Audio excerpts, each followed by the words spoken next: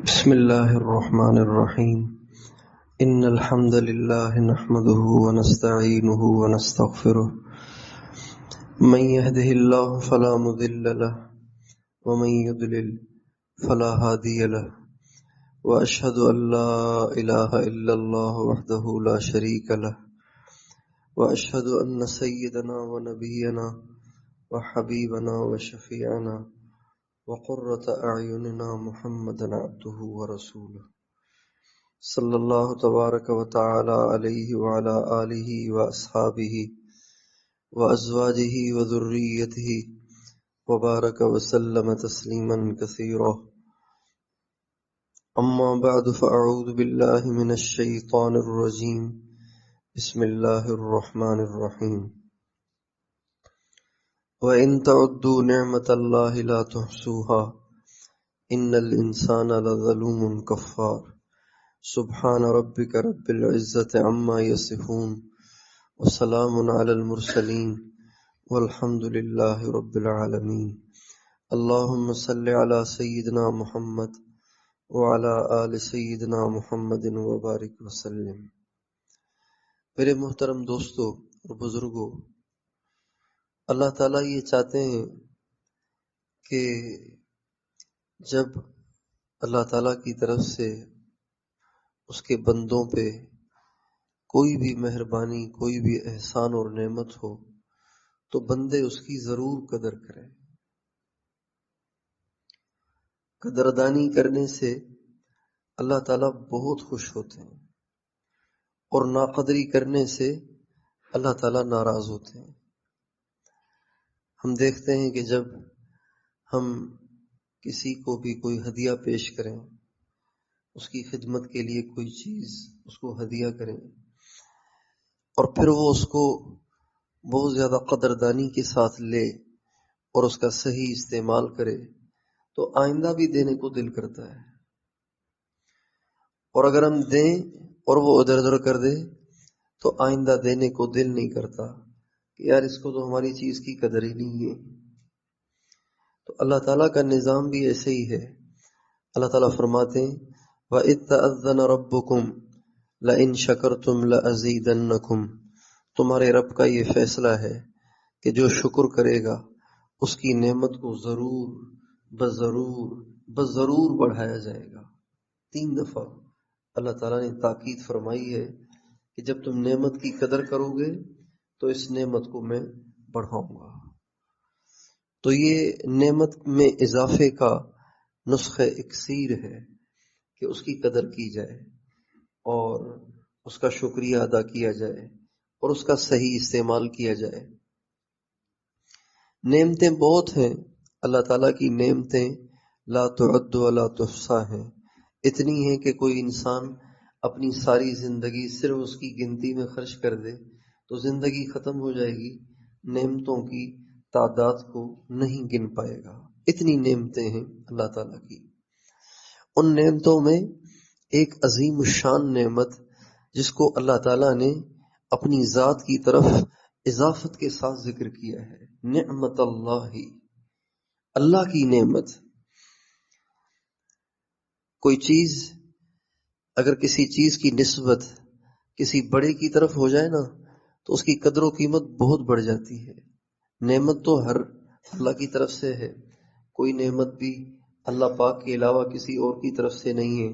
اللہ تعالیٰ فرماتے ہیں وَمَا بِكُم مِّن نِّعْمَةٍ فَمِنَ اللَّهِ، کوئی چھوٹی سے چھوٹی نعمت بھی تمہارے پاس اگر ہے تو وہ اللہ کی طرف سے ہے، کسی اور کی طرف سے نہیں ہے۔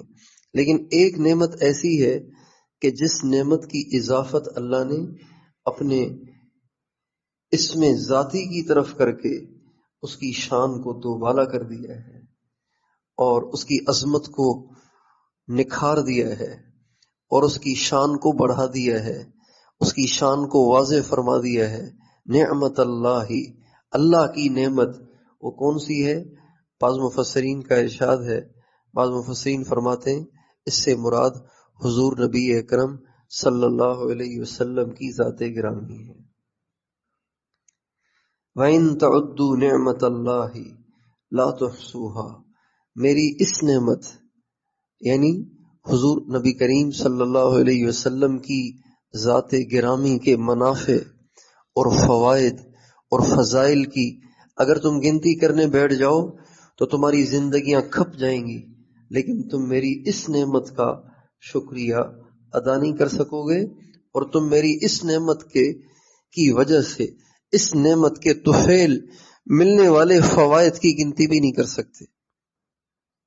پھر اللہ تعالیٰ فرماتے ہیں ان الانسان لظلوم کفار، بے شک انسان بڑا ناقدر ہے، بڑا ناشکر ہے، بڑا ظالم ہے۔ اس آیت سے پتہ چلتا ہے کہ اس امت کو اللہ تعالیٰ نے نبی اکرم صلی اللہ علیہ وسلم کی بعثت کی جو نعمت عطا فرمائی ہے، یہ امت اس نعمت کی قدردانی نہیں کرے گی، ان سے اس نعمت میں بڑی کوتاہیاں ہوں گی، بڑی حق تلفیاں ہوں گی، اور ان سے بڑی اس میں ناشکری ہوگی، ناقدری ہوگی۔ ضرورت ہے اس بات کی کہ ہم حضور اکرم صلی اللہ علیہ وسلم کی بعثت کی قدردانی کریں۔ اللہ تعالیٰ نے ہمیں ایسے نبی مرحمت فرمائے، ایسے عظیم الشان نبی عطا فرمائے کہ جن کی شان کے کیا کہنے، ان کی عظمت کے کیا کہنے، ان کی شان کے کیا کہنے، اور ان کی وجہ سے ہم پر اترنے والی رحمتوں اور برکتوں کے کیا کہنے۔ یہ امت اگر سوچنے بیٹھے تو اس کو سمجھ آ جائے، مگر ہمیں اس کا ٹائم نہیں ہوتا اور ہم اس کی طرف دھیان نہیں دیتے کہ حضور اکرم صلی اللہ علیہ وسلم کا امتی ہونا کتنی بڑی بات ہے۔ آپ کچھ دیر کے لیے، 1-2 منٹ کے لیے خالی ذہن ہو کر آپ سوچیں، اگر حضور اکرم صلی اللہ علیہ وسلم نہ آتے تو کیا ہوتا؟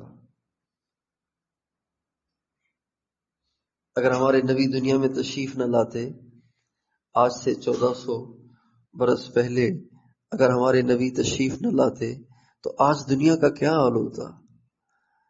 انسان نہ ہوتے، جانور ہوتے، انسان نہ ہوتے، درندے چوپائے ہوتے، پتہ نہیں کیا ہوتے، سانپ ہوتے، بچھو ہوتے۔ حضور اکرم صلی اللہ علیہ وسلم جب تشریف لائے، دنیا اندھیرا ہی اندھیرا تھا، کہیں اجالے کا نام و نشان نہیں تھا، انسان گمراہی میں پڑے ہوئے تھے، کوئی کسی کو نہیں جانتا تھا، لوگ اپنی سوتیلی ماؤں سے نکاح کر لیتے تھے۔ اس سے بڑا کیا ظلم ہوگا، اس سے بڑی کیا بدماشی ہوگی کہ اپنی سوتیلی ماؤں سے نکاح کر لیتے تھے۔ لوگ اپنی بچیوں کو زندہ درگور کر دیا کرتے تھے، اپنی بچی کو دفن کر دیتے تھے۔ کیوں؟ اس کا قصور اس کے سوا کچھ نہیں ہوتا تھا کہ وہ لڑکی ہے، اور اس کو مٹی میں دبا دیتے تھے، باپ ہو کے مٹی میں دبا دیتے تھے۔ اندازہ لگائیے کتنے پتھر دل، کتنے ظالم ہوں گے۔ کوئی رشتہ نہیں، کوئی ناتا نہیں، کوئی لحاظ نہیں، کوئی رعایت نہیں، کوئی ادب احترام اور تمیز نہیں۔ بس جانوروں میں اور ان میں صرف اتنا فرق تھا کہ جانوروں کے 4 پاؤں تھے، ان کے 2 پاؤں تھے۔ لڑنے لگتے تھے تو لڑتے ہی چلے جاتے تھے، لڑتے ہی چلے جاتے تھے، لڑتے ہی چلے جاتے تھے، اپنی اولادوں کو وصیت کر کے جاتے تھے کہ میں نے بھی ایسے ہی کیا ہے، تم نے بھی ایسے ہی کرنا ہے، اپنے باپ کی ریت کو نبھانا ہے۔ یہ ان کا دستور تھا۔ کاٹ کھانے والے، ڈسنے والے لوگ تھے، اخلاقیات کے جنازے نکل گئے تھے، ہمدردی اور خیر خواہی کا نام و نشان تک نہیں تھا۔ کوئی ماں کا تقدس نہیں، کوئی باپ کا تقدس نہیں، کسی رشتے کا لحاظ نہیں، کوئی کسی کا نہیں تھا، خود غرضی چھائی ہوئی تھی، اور لوگ اللہ سے غافل تھے۔ بت بنا کے رکھے ہوئے تھے، اپنے ہاتھوں سے پتھروں کے تراش کے بیت اللہ میں بت رکھے ہوئے تھے، توحید کے مرکز میں انہوں نے بت بنا کے رکھے ہوئے تھے۔ اور پھر جب طواف کرتے تو کپڑے اتار کے کرتے تھے، اللہ کے گھر میں ننگے ہو کے گھومتے تھے، اور تالیاں پیٹتے تھے، سیٹیاں بجاتے تھے، یہ ان کی عبادت تھی۔ جہالت کی تو حد ہے. لیکن نبی اکرم صلی اللہ علیہ وسلم جب تشریف لائے، آہا، سارے اندھیرے ہی سے مڑ گئے. الف لام را کتاب انزلناہ الیک لتخرج الناس من الظلمات الی النور. میرے نبی آپ کو بھیجا ہی اس لیے ہے کہ یہ اندھیرے میں پڑے ہوئے ہیں، آپ ایسی کوشش کریں کہ یہ اندھیرے سے نکل کے نور میں آ جائیں. ہمارے نبی نے ان کو اندھیرے سے نکال کے نور کا راستہ دکھایا، جہالت سے نکال کے علم کا راستہ دکھایا، بے حیائی سے نکال کے حیا اور پردے اور حجاب کا راستہ دکھایا، بدماشی سے نکال کے ان کو ہمدردی اور خیر خواہی کا راستہ دکھایا. اور پھر واقعی ایسے ہوا کہ نبی اکرم صلی اللہ علیہ وسلم کی محنت سے اور آپ کی صحبت سے اور آپ کی فکر سے، آپ کی دعاؤں سے وہ قوم اخلاق کی ان چوٹیوں پہ پہنچ گئی کہ ان سے پہلے کسی قوم نے ان چوٹیوں کو سر نہیں کیا تھا، نہ ان کے بعد کرے گی. بس ان کا ریکارڈ بن گیا جو ان سے پہلے بھی کسی نے نہیں بنایا تھا، اور ان کا ریکارڈ ان کے بعد والے توڑ نہیں سکے. حضور نبی کریم صلی اللہ علیہ وسلم کے صحابہ اور ایسے تربیت یافتہ ہوئے کہ خود حضور اس کی گواہی دے گئے، اصحابی کن نجوم، یہ ستارے ہیں، ان کو دیکھ کر راستہ ملے گا. بِأَيِّهِمْ اقْتَدَيْتُمْ اهْتَدَيْتُمْ، جس کے پیچھے بھی چلو گے تو ٹھیک ہے، کسی کو بھی پکڑ لو تو ٹھیک ہے. یہ حضور نبی کریم صلی اللہ علیہ وسلم کی آمد سے ہوا، آپ علیہ السلام کی تشریف آوری سے ہوا. اور پھر وہ 1,24,000 صحابہ جو حجۃ الوداع میں تھے اور جو حجۃ الوداع میں نہیں آئے تھے، یہ مل ملا کے کوئی 4-5 لاکھ بن جاتے ہیں. اللہ تعالیٰ نے ان سے ہدایت کے پھیلنے کا کام لیا، اور ان کے ذریعے سے ہدایت پھیلتے پھیلتے پھیلتے پھیلتے ہم جیسے پسماندہ اور گرے پڑے لوگوں کے پاس بھی آ گئی. آج آپ دیکھیے، بے شک اسلام مٹانے والوں نے بہت مٹایا ہے، بے دینی پھیلانے والوں نے بے دینی پھیلانے میں ایڑی چوٹی کا زور لگا کے حد ہی کر دی ہے.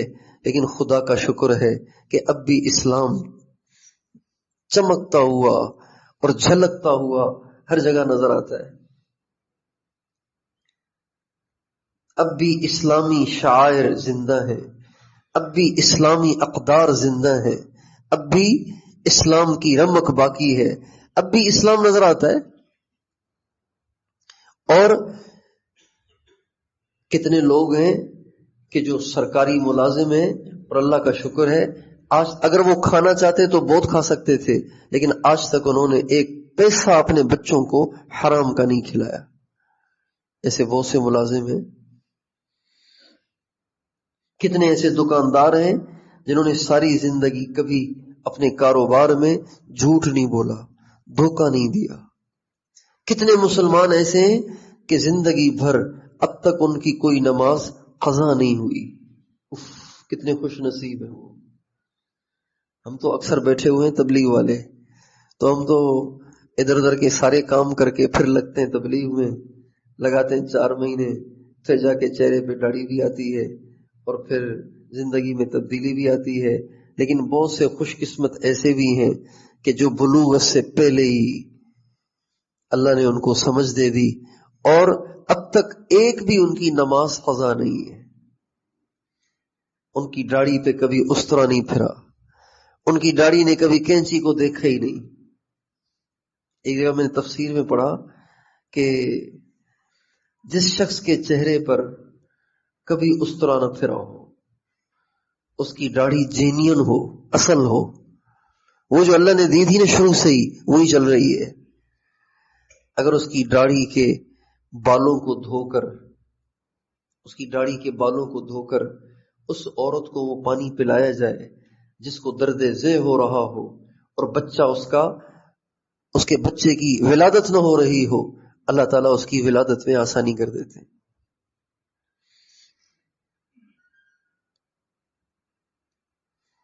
تو حضور اکرم صلی اللہ علیہ وسلم کی تشریف آوری کا یہ نتیجہ ہے کہ ہمارے علاقوں میں نکاح کا سسٹم چل رہا ہے۔ یہ ہمارے نبی کی تشریف آوری کا پھل ملا ہے ہمیں۔ اگر ہمارے نبی نہ آتے تو ساری حرام کاری سے پیدا ہوئے وہ ہوتے، زنا ہوتا، نکاح نہ ہوتا۔ آج بھی دنیا میں بہت سے ممالک ایسے ہیں جہاں نکاح کا تصور ہی نہیں ہے، سارے ہی حرام زادے ہیں وہاں۔ اور پھر اس نکاح کے نتیجے میں ہمارے ہاں رشتہ داریاں ہیں، کوئی کسی کا ماموں لگتا ہے، کوئی کسی کا چچا اور تایا لگتا ہے، کوئی کسی کا خالو لگتا ہے، کوئی کسی کا بھائی لگتا ہے، کوئی کسی کی بہن لگتی ہے، نانا، دادا، دادی، نانی اور پھوپھی، پھوپھا، کتنے سارے رشتے ہمارے معاشرے میں ہیں، جن رشتوں کی وجہ سے ہم ایک دوسرے سے پیار کرتے ہیں، محبت کرتے ہیں، ایک دوسرے سے ہمدردی کرتے ہیں، ایک دوسرے کے کام آتے ہیں۔ یہ ہمارے نبی کی ایک سنت کا نتیجہ ہے۔ نکاح نہ ہوتا تو رشتے نہ ہوتے، نکاح نہ ہوتا آپس میں محبتیں نہ ہوتی۔ ایک جگہ ہمارا جانا ہوا، وہاں نکاح نہیں تھا، نکاح تھا ہی نہیں وہاں، تو وہاں والوں نے بتایا کہ یہاں پر بس ہر ایک کی اپنی زندگی ہے، اور اگر کوئی مر جاتا ہے تو اس کو گھر سے نکالنے والا، اٹھانے والا، دفنانے والا بھی کوئی نہیں ہوتا، بس حکومت کی طرف سے لوگ آتے ہیں تو وہ اٹھا کے ٹرالی میں ڈال کے اس کو جا کے کسی کھڈے میں ڈال دیتے ہیں۔ ہمارے یہاں کوئی مر جائے، آپ دیکھیں کتنا رش لگ جاتا ہے، ہر ایک چاہتا ہے کہ میں بھی کندھا دے دوں۔ یہ ایک عزت ہے نا، ایک پروٹوکول ہے، یہ کتنی عزت سے اسے غسل دیا جاتا ہے، خوشبوؤں سے ملا جاتا ہے، سفید کپڑے پہنائے جاتے ہیں، اور کندھوں پہ اٹھا کے عزت کے ساتھ کہتے ہیں بھائی جھٹکا نہ آنے دو، بھائی تیز نہ چلو، جھٹکا نہ آئے۔ اتارتے وقت بھی کہتے ہیں بھائی خیال کرنا، خیال کرنا، ایسے جیسے کسی دلہن کو اتارا جا رہا ہو۔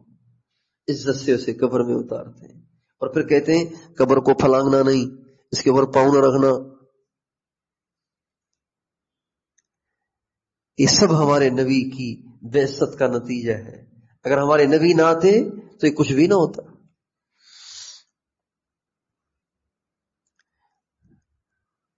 آج ہم جب نماز کا ٹائم آتا ہے، ہر طرف سے اذانوں کی گونج ہوتی ہے، کتنا مزہ آتا ہے۔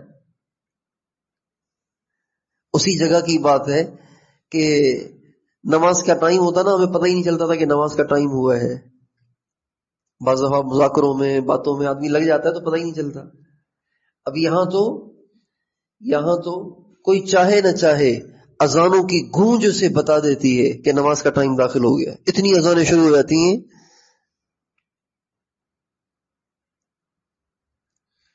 اور آج تو کسی دکھ، تکلیف، پریشانی سے ہم پریشان ہو جائیں تو سیدھے مسجد میں آ کے بیٹھ جاتے ہیں، آ کے رونا دھونا شروع کر دیتے ہیں، ذرا دل کو سکون آ جاتا ہے، دل کو سکون آ جاتا ہے۔ اللہ کے سامنے رونے سے دل کو بڑا سکون ملتا ہے۔ بہت سے لوگ ایسے ہوتے ہیں جو بیچارے دکھوں کے مارے ہوتے ہیں، لیکن وہ اللہ کو نہیں سناتے، اس لیے ان کے دکھ دن بدن تکلیف دہ بنتے چلے جاتے ہیں۔ لیکن جن لوگوں کو اپنے دکھوں کو اللہ کے سامنے رو رو کے سنانے کی عادت ہوتی ہے، وہ دکھی ہوتے ہیں لیکن ان کے دکھ تکلیف دہ نہیں ہوتے، ان کے دکھ ان کو تکلیف نہیں دیتے۔ تو حضور نہ آتے تو ہم اللہ کو کہاں جانتے، ہم اللہ سے واقف نہ ہوتے۔ اللہ سے واقف نہ ہوتے تو ہم بھی خودکشیاں کر کے مر رہے ہوتے۔ دکھ آیا، پریشانی آئی، چاہت پوری نہ ہوئی، ناگواری پیش آئی، بیزار ہو گئے، خودکشی کر لی، ساری دنیا میں ہو رہا ہے۔ یہ اس مدینے والے کی مہربانی ہے کہ جنہوں نے ہمیں اللہ کا راستہ دکھایا، اللہ کا در دکھایا، اللہ کا دربار دکھایا، اللہ کے سامنے رونا دکھایا، اللہ کو اپنے دل کے دکھڑے سنانا سکھایا. یہ انہی کی مہربانی ہے. اور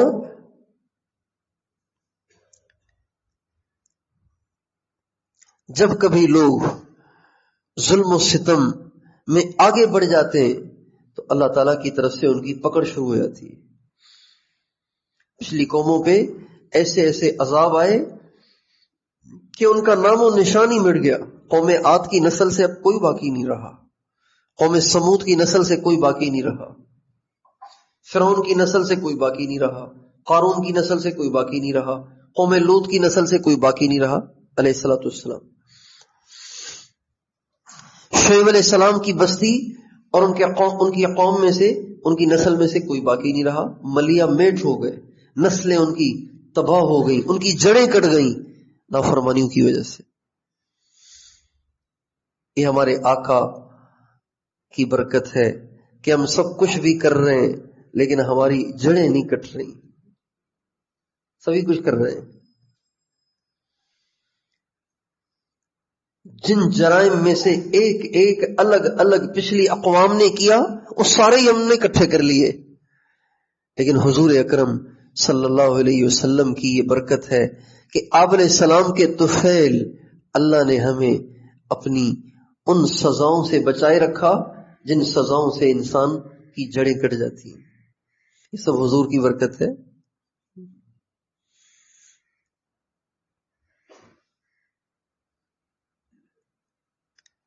اور اللہ نے جو شریعت ہمیں دی وہ اتنی آسان دی کہ اتنی آسان شریعت ہم سے پہلے کسی امت کو نہیں ملی، کسی امت کو نہیں ملی.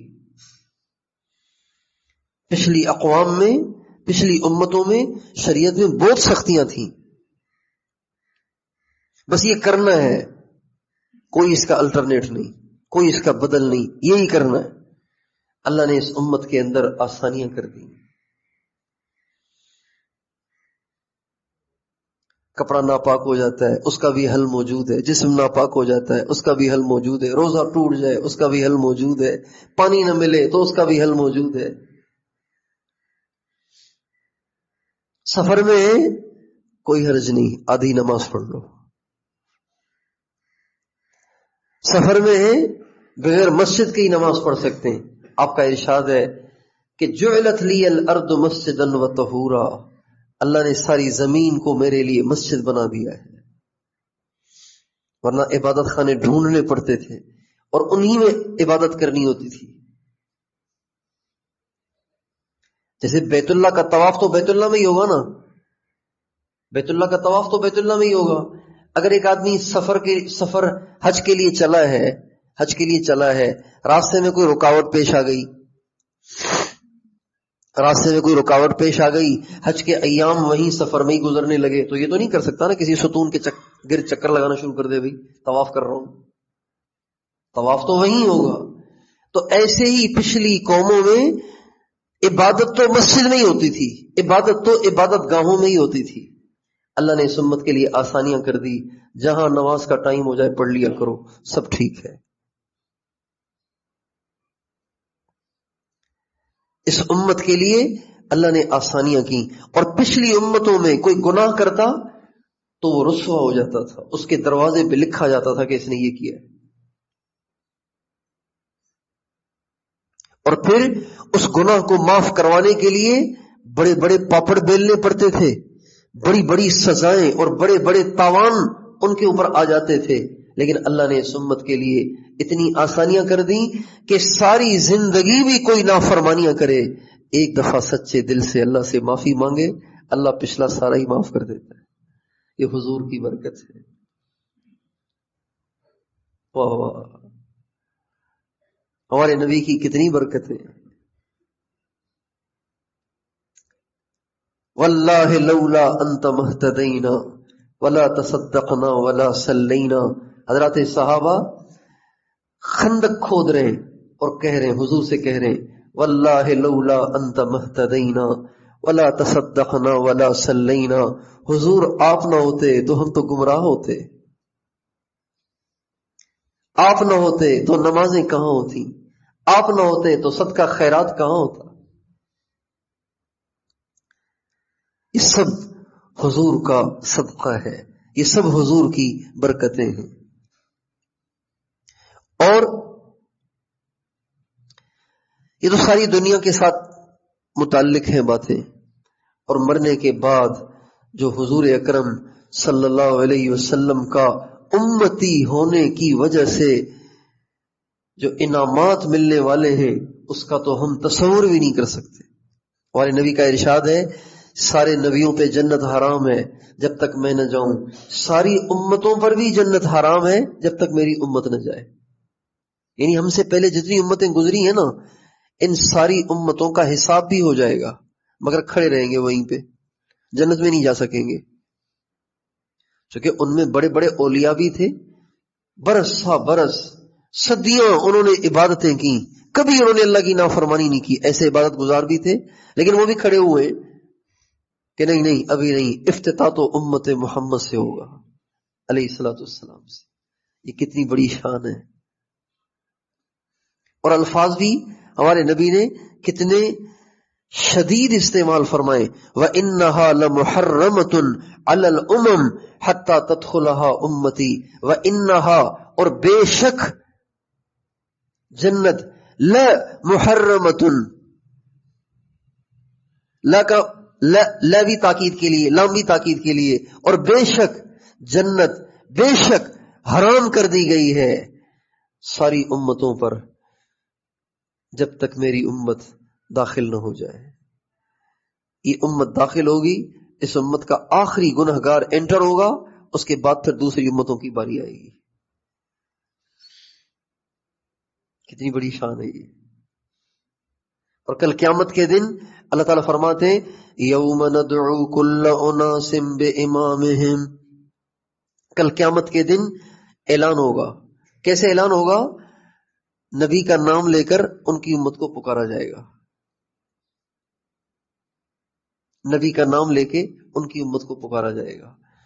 تو یہ بھی اعلان ہوگا آدم کہاں ہے، ان کی امت کہاں ہے، الگ ہو جاؤ۔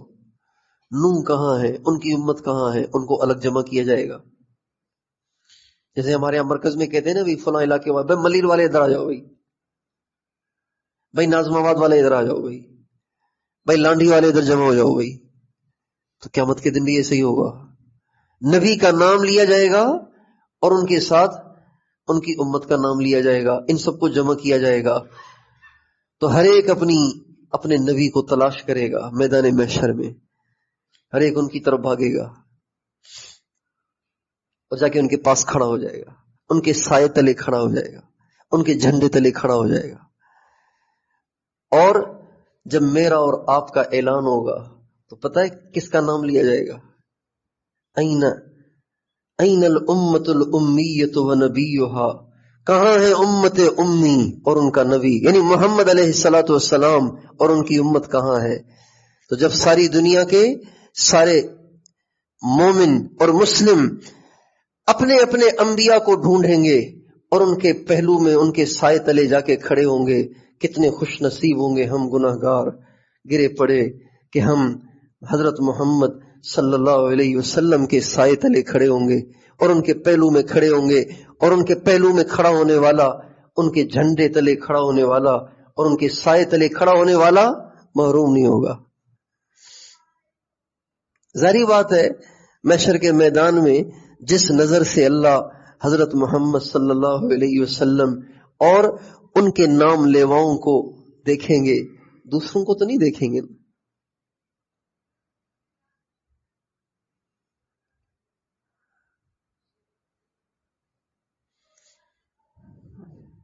جن سے زیادہ پیار ہوتا ہے ان کی طرف نظر اور ہوتی ہے، جن سے پیار کم ہوتا ہے ان کی طرف نظر اور ہوتی ہے۔ اللہ کو سب سے پیار ہے، لیکن جو حضور سے وہ تو کسی سے نہیں ہے۔ تو حضور اکرم صلی اللہ علیہ وسلم کے طفیل جو رحمت ہمارے آقا پہ اتر رہی ہوگی، وہ ان کے ساتھ کھڑے ہونے والے، ان کے جھنڈے تلے، ان کے سائے تلے، ان کی جماعت میں، ان کے زمرے میں شامل ہونے والوں پہ بھی تو ہوگی نا۔ کتنا بڑا امتیاز ہے یہ سب حضور کا صدقہ ہے۔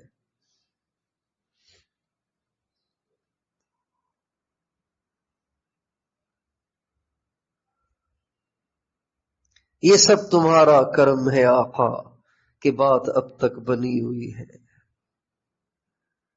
یہ سب حضور کی مہربانیاں ہیں.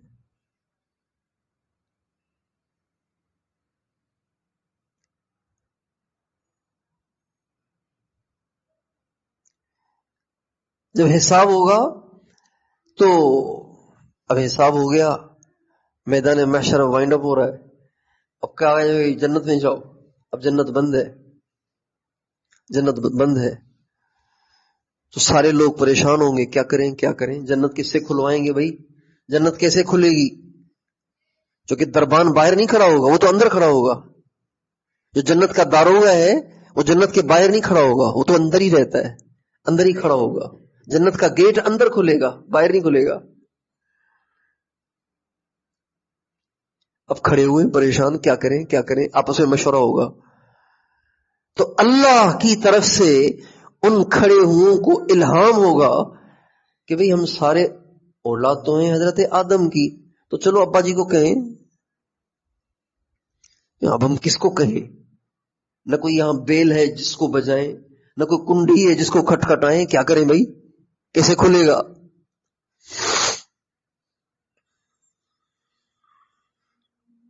تو اللہ کی طرف سے الہام ہوگا، جاؤ آدم کے پاس. تو یہ سارا خرب کا مجمع جائے گا حضرت آدم کو ڈھونڈ ڈھونڈ کے ان سے ملے گا. جا کے کہا ابا جی جنت بند ہے، کچھ کریں، ہم پریشان ہیں. تو کہیں گے بیٹا میں تو کچھ کر ہی نہیں سکتا، میں تو نہیں کر سکتا کچھ. ایسے کرو، تمہارے ابا نوح بھی تو ہیں، ان کے پاس چلے جاؤ، وہ بھی تو تمہارے باپ ہیں. چونکہ نوح علیہ السلام کے زمانے میں ساری غرق ہو گئے تھے، چند لوگ رہ گئے تھے. پھر نسل بھی چلی صرف حضرت نوح علیہ السلام کی. نوح علیہ السلام کی اولاد ہیں ہم سب کے سب، تو وہ بھی تو تمہارے والد ہیں، تو ان کے پاس چلے جاؤ. اچھا، ان کے دل میں بھی اللہ ڈالیں گے، آدم علیہ السلام کے دل میں بھی اللہ ڈالیں گے کہ ان کو نوح کے پاس جانا چاہیے. چنانچہ سارے نوح علیہ السلام کے پاس آ جائیں گے. جب ان سے درخواست کریں گے، وہ کہیں گے بھی میں تو نہیں کر سکتا، مجھ سے تھوڑی سی چوک ہو گئی تھی، اپنے بیٹے کے لیے میں نے دعا کر لی تھی جو کہ کافر تھا، تو مشکل ہے، میں نہیں کر سکتا، مجھے خود ہی ڈر لگ رہا ہے. تو اللہ ان کے دل میں ڈالیں گے کہ ان کو ابراہیم کے پاس بھیج دو. چنانچہ حضرت نوح علیہ السلام ان کو مشورہ دیں گے، میری رائے تو یہ کہ ابراہیم کے پاس چلے جاؤ، وہ بہت اللہ کے پیارے خلیل اللہ ہیں، ان کے پاس چلے جاؤ، کام ہو جائے گا. اب یہ سارے بیچارے بھاگے بھاگے دوبارہ وہاں پہنچیں گے اور آ کے درخواست کریں گے. وہ کہیں گے بھائی میں تو نہیں کر سکتا، مجھ سے 3 باتیں نکل گئی تھی زبان سے، تو میں نہیں کہہ سکتا، مجھے نہیں بولنے کی ہمت، مجھے خود ہی ڈر لگ رہا ہے. کہیں گے پھر آخر کہاں جائیں؟ انہوں نے بھی انکار کر دیا، انہوں نے بھی انکار کر دیا، آپ بھی انکار کر رہے ہیں، تو ہم جائیں تو کہاں جائیں؟ تو اللہ ابراہیم علیہ السلام کے دل میں ڈالیں گے ان کو موسیٰ کے پاس بھیج دو. تو وہ کہیں گے وہ بہت لاڈلے ہیں، ہر بات کر لیتے ہیں اللہ سے، ان کے پاس چلے جاؤ. چلو بھائی وہیں چلے جاتے. اب وہاں آئیں گے موسیٰ علیہ السلام کے پاس، موسیٰ علیہ السلام کی منت سماجت کریں گے. وہ کہیں گے مجھ سے ایک مصری مر گیا تھا، فرعون کی قوم کا ایک آدمی مر گیا تھا، تو اگرچہ غلطی سے مرا تھا لیکن مجھے تو ڈر لگ رہا ہے، میں نہیں بات کر سکتا. کہا پھر آخر کہاں جائیں ہم؟ تو اللہ ان کے دل میں ڈالیں گے ان کو حضرت عیسیٰ کے پاس بھیج دو. چنانچہ سب ان سے کہیں گے عیسیٰ علیہ السلام کے پاس چلے جاؤ.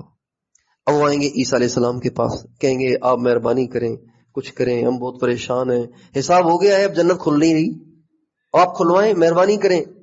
وہ کہیں گے تم کہاں دھکے کھاتے پھر رہے ہو، جاؤ محمد عربی کے پاس، آج ان کے سوا کوئی نہیں کھلوا سکتا.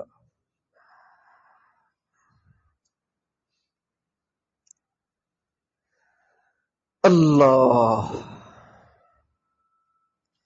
اچھا یہ بھی ہو سکتا تھا کہ جب پہلی دفعہ جنت کا دروازہ انہوں نے بند پایا تھا تو ان کے پہلے ہی دل میں آ جاتا، اللہ کی طرف سے القاء ہوتا کہ بس انہی کے پاس جاؤ. اگر وہ سیدھے ہمارے نبی کے پاس چلے جاتے اور ہمارے نبی کی دعا سے وہ دروازہ کھلتا، تو تو یہ تو جنت تو بات تو بہت بڑی ہوتی، لیکن یہ ثابت نہ ہوتا کہ صرف انہی کی دعا سے ہو سکتا ہے اور کسی کی دعا سے نہیں ہو سکتا. یہ بات تو ثابت نہیں ہو سکتی تھی. ہو سکتا ہے کوئی اور بھی کرتا تو وہ بھی پھر بھی ہو جاتا. تو اس موقع پہ اللہ کی طرف سے یہ الہام کہ آدم کے پاس جاؤ، یہ ہمارے نبی کی شان کو بڑھانے کے لیے ہوگا.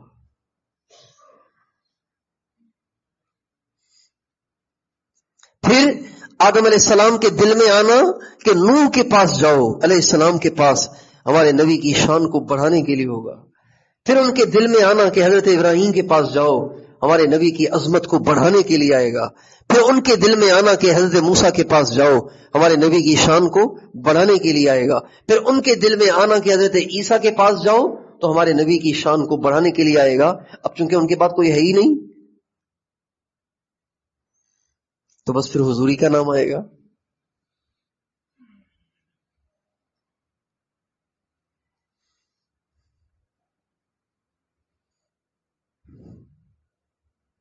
یہ سب حضور کا صدقہ ہے، یہ سب حضور اکرم صلی اللہ علیہ وسلم کی برکتیں ہیں.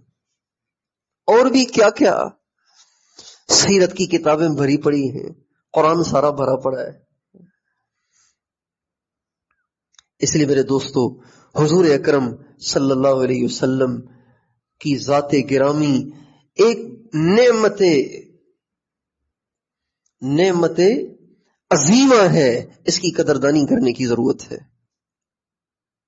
آج ہم اپنے نبی کی قدر نہیں کر رہے، آج ہم اپنے نبی کی قدر نہیں کر رہے. آج ہم اپنی زندگیوں میں غور کریں، کتنی چیزیں ہم نے نبی اکرم صلی اللہ علیہ وسلم کے طریقے سے ہٹ کے اپنائی ہوئی ہے. کتنے ہماری زندگی کے کام اپنے نبی کے طریقے سے ہٹے ہوئے ہیں. اور جو محبت ہوتی ہے، جو عشق ہوتا ہے، جو اندر موجزن ہوتا ہے، وہ بھی نہیں ہے. بس ایسی تھوڑی سی نعتیں واتیں سن کے تھوڑا سا وجد آتا ہے. محبت نہیں ہے. محبت تو انسان کو تابع دار بنا دیتی ہے، محبت تو انسان کو غلام بنا دیتی ہے. ان المحب لمن يحب مطیع لو كان حبك صادقا لاطعته. ان المحب لمن يحب مطیع.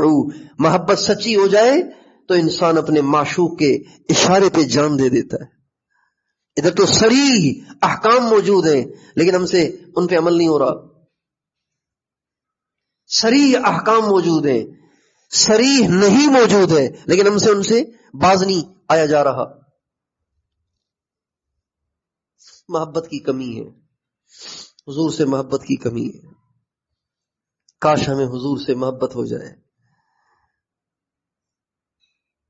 ہمارے اکابر کو نبی اکرم صلی اللہ علیہ وسلم سے بڑی محبت تھی. حضرت پیران پیر شیخ عبد القادر جیلانی رحمۃ اللہ علیہ، جب آپ علیہ السلام کا نام آتا تو آنکھوں سے آنسو جاری ہو جاتے تھے.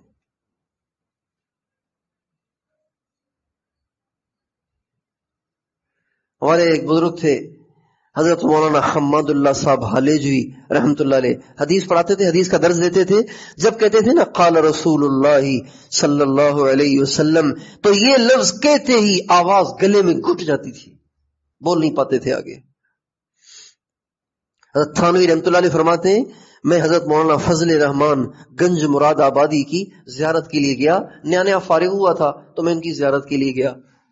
نقش بندیہ سلسلے کے بہت بڑے بزرگ تھے حضرت مولانا فضل رحمان گنج مراد آبادی. کہتے میں ان کی زیارت کے لیے حاضر ہوا تو تعارف ہوا. پھر فرمانے لگے مولوی اشرف علی حدیث بھی پڑھیے. کہا جی بس تھوڑی بہت پڑھیے. کئی کتاب رکھی ہے ذرا پڑھ کے سنو.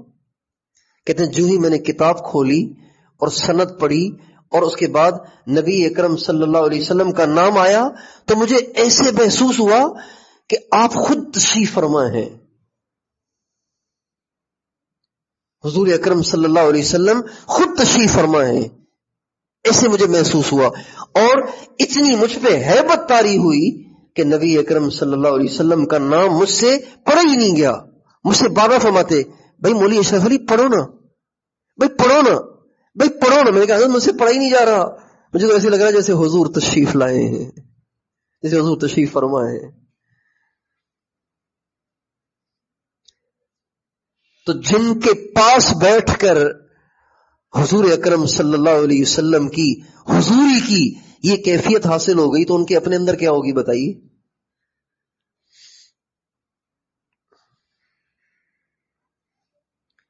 حضرت مولانا محمد قاسم صاحب نانوتوی رحمۃ اللہ علیہ، اس زمانے میں کاریں نہیں تھیں، سڑکیں نہیں تھیں، اونٹوں کا زمانہ تھا، مکے سے مدینے اونٹوں پہ جاتے تھے. تو جب اور پھر وہاں آپ نے دیکھا ہوگا کہ وہاں کی جو زمین ہے نا وہ پتھریلی ہے، اور وہاں کی جو پتھریاں ہیں وہ نوکیلی ہیں. پیدل نہیں چلا آدمی، ننگے پاؤں نہیں چل سکتا وہاں پہ، اتنی وہ نوکیلی ہے کہ آدمی زخمی ہو جائے گا. حضرت نانوتوی رحمت اللہ علیہ ابھی مدینے سے کئی میل پیچھے ہوتے، اونٹنی سے چھلانگ مار کے بھاگنا، ننگے پاؤں دوڑنا شروع کر دیتے تھے.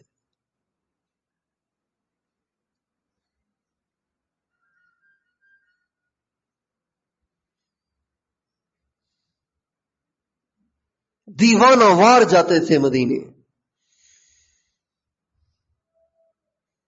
وہ دن خدا کرے کہ مدینے کو جائیں ہم، خاکے درے رسول کا سرما لگائیں ہم.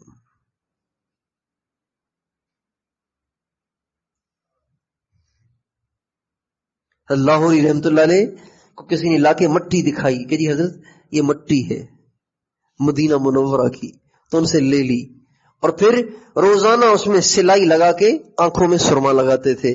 کسی نے کہا حضرت آپ کی نظر اگر کمزور ہے تو اس سے تو اور کمزور ہو جائے گی، مٹی سے تو نظر کمزور ہوتی ہے. فرمایا نہیں، مدینے کی مٹی سے تیز ہوتی ہے.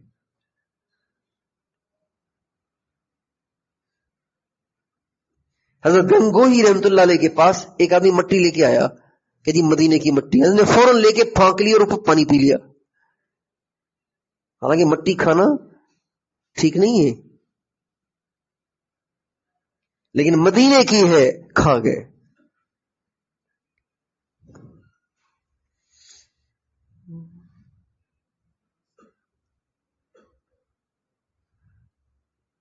اللہ تعالی ہمیں بھی اپنے نبی سے سچی محبت دے، عشق کی کیفیت عطا فرما دے. اس لیے اللہ تعالیٰ سے اس کو مانگنے کی بھی ضرورت ہے، اور اس کے اسباب بھی اختیار کرنے کی ضرورت ہے. اس کے اسباب میں سے ایک سبب، ہر بات میں ہم سنت معلوم کریں اور سنت کو اختیار کریں اس استحضار کے ساتھ کہ میرے آقا کا طریقہ ہے. مسجد میں دائیں پاؤں سے آتے ہیں آپ سارے کے سارے، اللہ کا شکر ہے ہمیں اپنے بزرگوں نے عادت ڈال دی ہے کہ مسجد میں دائیں پاؤں سے ہی جانا ہے. لیکن جب دائیں پاؤں رکھنے لگیں تو پہلے سوچیں میرے آقا کا طریقہ ہے دائیں پاؤں سے، بسم اللہ اللہم افتح لی ابواب رحمتک. جب کھانا کھانے لگے تو دائیں ہاتھ سے کھانے کی عادت پڑی ہوئی ہے، سنت ہے، لیکن دائیں ہاتھ روٹی اور سالن کی طرف بڑھانے سے پہلے سوچیں میرے آقا دائیں ہاتھ سے کھاتے تھے، اس لیے میں بھی کھا رہا ہوں. حضرت انس رضی اللہ عنہ فرماتے ہیں، ترمذی شریف کی حدیث ہے، ایک دفعہ آپ علیہ الصلوۃ والسلام کی ایک دعوت کی ایک درزی نے، کہتے میں بھی ساتھ تھا، تو جب ہم وہاں گئے تو اس نے کدو پیش کیے، شوربے میں بنے ہوئے، شوربے میں کدو پیش کیے. تو حضرت انس کہتے ہیں میں نے دیکھا کہ آپ علیہ السلام اس پلیٹ کے اندر چن چن کے کدو کھا رہے تھے. میں سمجھ گیا کہ آپ علیہ السلام کو کدو بہت پسند ہے. چنانچہ کہتے ہیں جب سے میں نے وہ منظر دیکھا ہے تب سے مجھے بھی کدو اچھے لگنے لگ گئے. اور ایک دفعہ ترمذی میں یہ ہے، ایک دفعہ کدو کی پلیٹ رکھی ہوئی تھی، کدو کھا رہے تھے اور کدو سے کہہ رہے تھے اے کدو تجھے پتا ہے میں تجھ سے کیوں پیار کرتا ہوں؟ اس لیے کہ تو میرے آقا کو اچھا لگتا تھا، اس لیے تم سے پیار کرتا ہوں. وضو سے پہلے مسواک تو کرتے ہیں نا، مسواک کرنے سے پہلے سوچیں میرے آقا مسواک کرتے تھے. سونے سے پہلے سرما لگاتے ہیں تو سوچیں میرے آقا سونے سے پہلے سرما لگاتے تھے.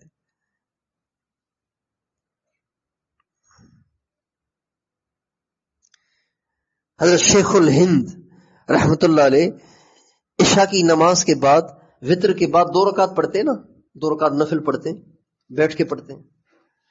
تو شیخ الہند رحمت اللہ علیہ سے کسی نے پوچھا، آپ علیہ السلام یہ 2 رکعت بیٹھ کے پڑھتے تھے اور پہلی رکعت میں اذا زلزلت پڑھتے تھے، دوسری رکعت میں قل یا ایھا الکافرون پڑھتے تھے. تو کسی نے حضرت شیخ الہند رحمت اللہ علیہ سے کہا کہ حضرت کھڑے ہونے میں تو زیادہ ثواب ہے اور بیٹھ کے پڑھنے میں آدھا ثواب ہے، تو آپ بیٹھ کے کیوں پڑھتے ہیں؟ کبھی اجر تو بے شک اس میں زیادہ ہے، لیکن محبوب کی سنت بیٹھ کے پڑھنا ہے، اس لیے ہمیں اجر سے سروکار نہیں، ہمیں تو سنت سے سروکار ہے۔ آدھا اجر ہی ٹھیک ہے اگر میرے آقا کی سنت پوری ہوتی ہے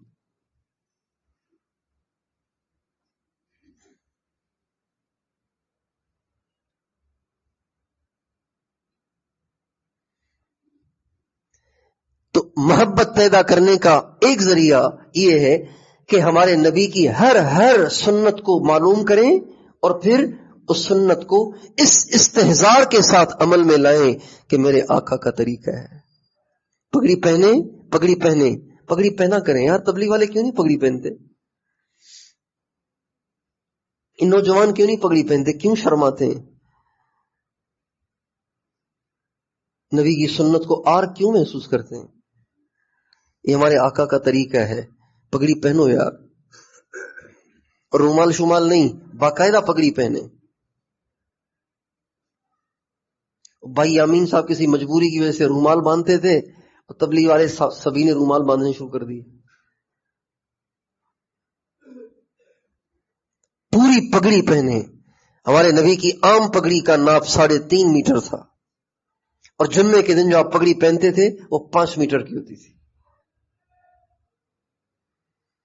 اور صحابہ کرام 4 رنگوں کی پگڑیاں پہنتے تھے، 4 رنگوں کی، سفید، کالی، پیلی اور ہرے رنگ کی۔ 4 رنگوں کی پگڑیاں حضرات صحابہ نے پہنی ہیں۔ خود ہمارے نبی سے تو کالی زیادہ ثابت ہے، سفید بھی ہے، کالی زیادہ ثابت ہے۔ پگڑی ضرور پہنے، ہاں، پگڑی سے وقار آتا ہے۔ نظر تو آئے نا کہ یہ کوئی خاص طبقہ ہے، یہ کسی کا فالوور ہے، یہ کسی کے پیچھے چلنے والا ہے۔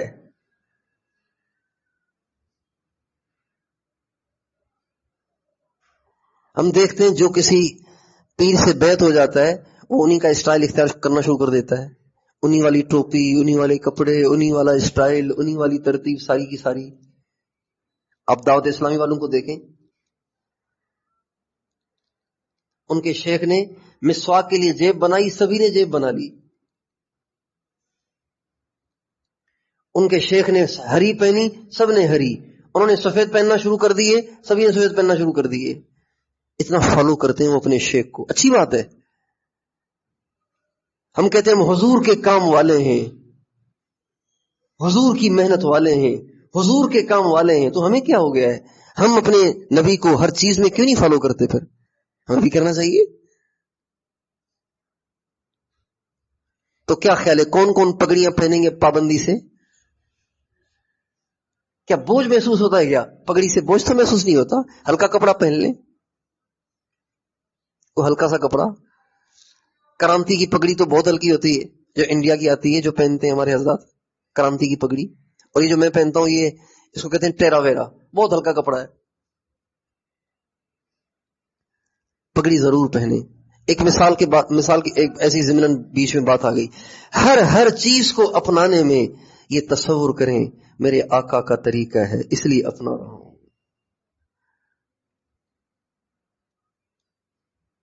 حضرت ام حبیبہ رضی اللہ عنہا کے والد کا انتقال ہو گیا، حضرت ابو سفیان کا، تو 3 دن کے بعد خوشبو منگائی اور خوشبو لگا لی۔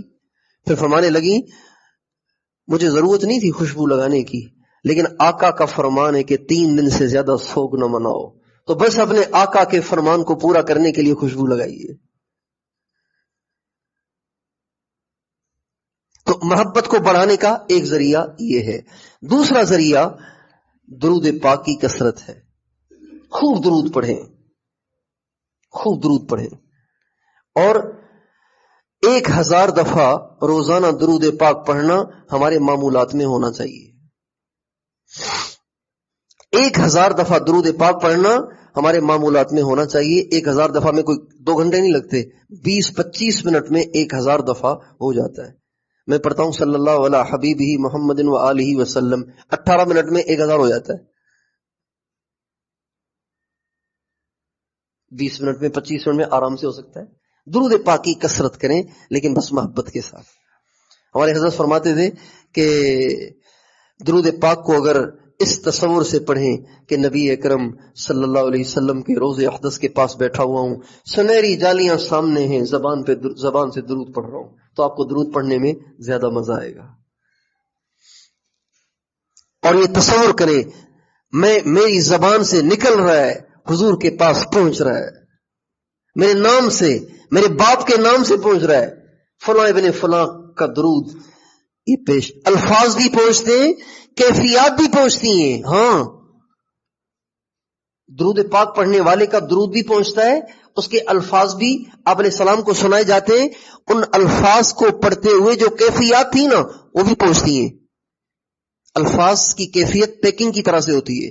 اچھی پیکنگ میں چیز اچھی لگتی ہے چاہے چیز ادنا درجے کی کیوں نہ ہو, بری پیکنگ میں چیز بری لگتی ہے چاہے اعلیٰ کیوں نہ ہو.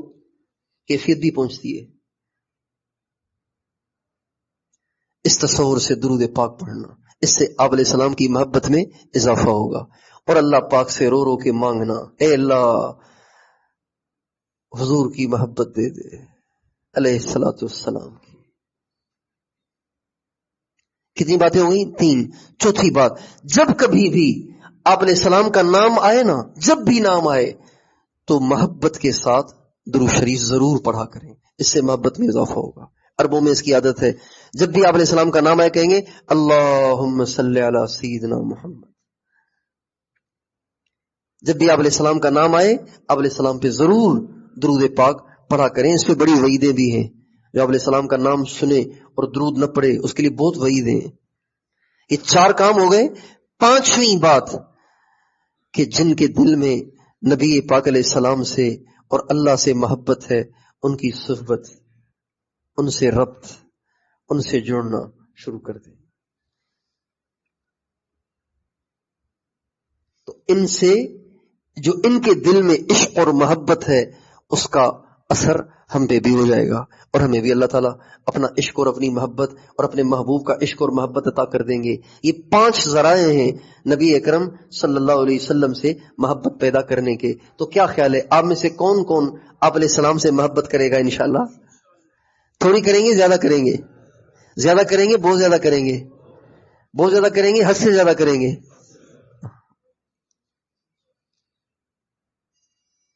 اتنی کریں, اتنی کریں, اتنی کریں کہ بس حضور میں فنا ہو جائیں.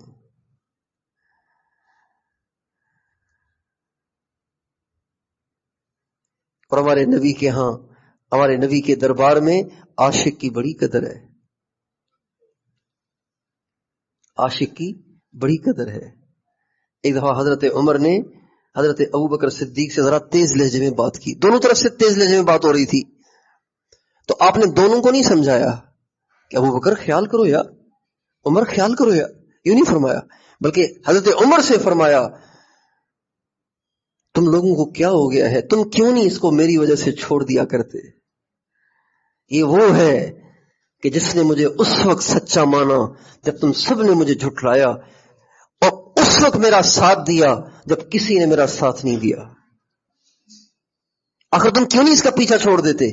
یہ ہمارے نبی نے حضرت عمر کو ڈانٹا. حضرت عمر نے اللہ سے بھی معافی مانگی, حضور سے بھی معافی مانگی, حضرت ابوبکر صدیق سے بھی معافی مانگی, اور پھر توبہ کر لی کہ آج کے بعد نہیں بولوں گا. ہمارے نبی کے ہاں عاشق کی بڑی قدر ہے. تو آپ عاشق بن جائیں تو قیامت کے دن پھر مزے ہو جائیں گے. ٹھیک ہے انشاءاللہ. اللہ تعالیٰ ہم سب کو توفیق عطا فرمائے. ابھی ٹائم زیادہ ہو گیا ہے, بچوں کا امتحان ہے, تو ذکر کی بجائے صرف مراقبہ کر لیتے ہیں. ٹھیک ہے انشاءاللہ. اچھا, تو تھوڑی دیر اس میں ذات کا ذکر کر لیتے ہیں, پھر مراقبہ کر لیتے ہیں. تو ایک دفعہ سورہ فاتحہ, 3 دفعہ سورہ اخلاص, اول آخر دوسری پڑھ لیں.